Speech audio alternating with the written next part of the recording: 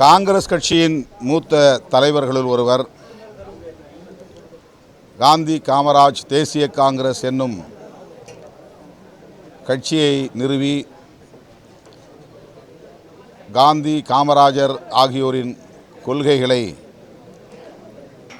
மக்களிடையே வெகுவாக பரப்பிய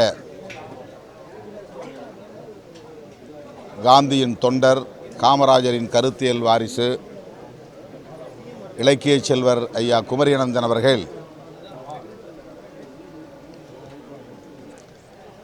காலமானார் என்கிற செய்தி மிகுந்த துயரம் அளிக்கிறது.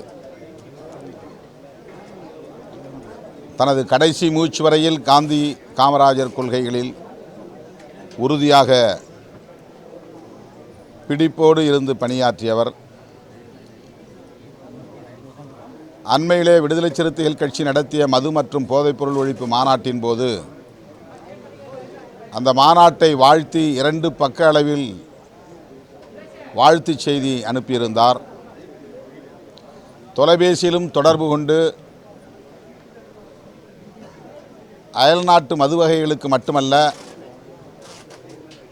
கள் உள்ளிட்ட அனைத்தையும் நான் எதிர்க்கக்கூடியவன், காந்தியின் உண்மையான தொண்டன் என்ற கருத்தை என்னிடத்தில் பதிவு செய்தவர். விடுதலை சிறுத்தைகளை தனிப்பட்ட முறையிலே வாழ்த்தி ஊக்கமளித்தவர். இந்த கட்சி வளர வேண்டும், தமிழுக்கும் தமிழ்நாட்டு மக்களுக்கும் விளிம்பு நிலை சமூகத்தினருக்கும் சிறுபான்மை மக்களுக்கும் தேவையான ஒரு அரசியல் இயக்கம் என்பதை பல மேடைகளில் எடுத்துரைத்தவர். விடுதலை சிறுத்தைகள் கட்சியின் சார்பில் முதலாக அவருக்கு காமராஜர் கதிர் என்கிற விருதினை வழங்கி சிறப்பித்திருக்கிறோம்.